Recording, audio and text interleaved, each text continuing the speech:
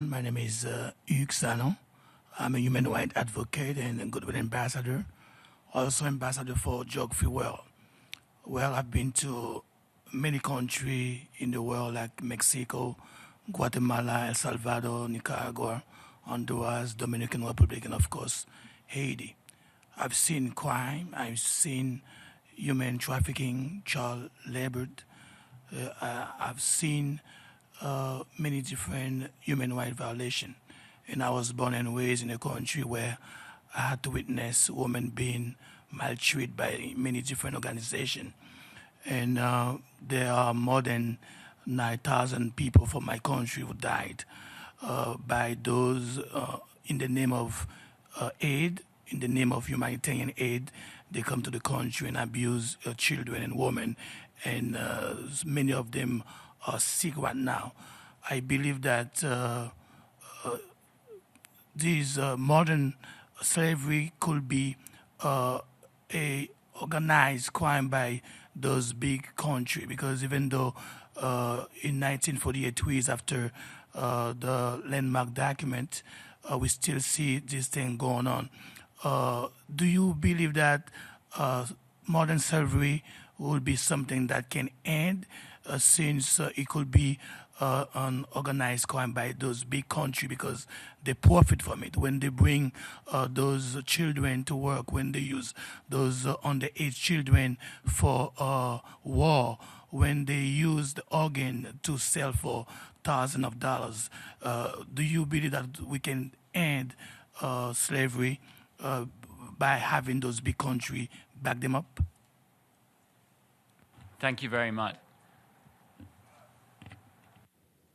I think, as I tried to suggest, there are many actors, there are many stakeholders that we need to approach and enlist in the struggle to end modern slavery. And relying on legal instruments is central as far as we can.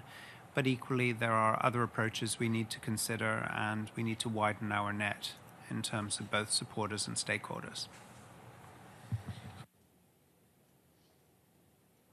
Definitely answer that question in a positive way, because I do think that all the efforts that have been made and are being made within the UN system and beyond are all taking that as a basis, that this is something that could be ended. It could be abolished, not an illusionary abolishment, but a real one. But the challenge is great. And if these are final remarks, I would just use them also to thank you all once again, and to remind you that at the back of the policy paper you have our email addresses, Philippa's and mine. So please feel free to contact us to follow up if there is something that's not clear, if you would like to suggest additional ideas or discuss any of the recommendations. We're happy for you to follow up. Thank you. Thank you, Rosanna. And for the very final remarks, I turn to the mastermind of the project, Dr. Philippa Webb.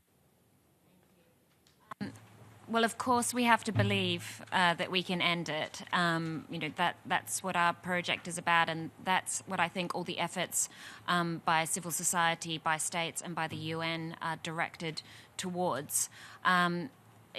It takes multiple actors. It takes the removal of plausible deniability that slavery doesn't exist in a certain country or not.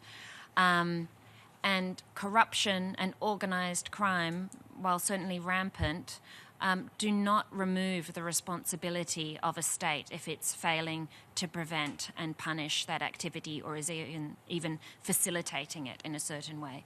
So we are really looking at multi-level responsibility from individuals, corporations, NGOs, through to governments and organisations, and we hope that we can all be in dialogue to work towards that reality. Thank you. Thank you very much. I think that's a great note on which to end this. So I'd like to finally just ask you all to join me in thanking our speakers for their interventions and hard work.